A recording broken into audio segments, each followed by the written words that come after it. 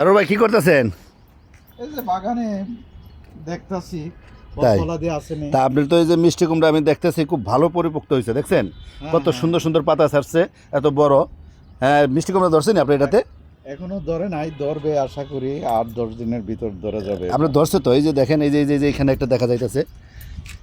ও, এগুলা আরেক গাছ। এটা তো ধরে নাই? না না, এটা এটা তো ধরে নাই না?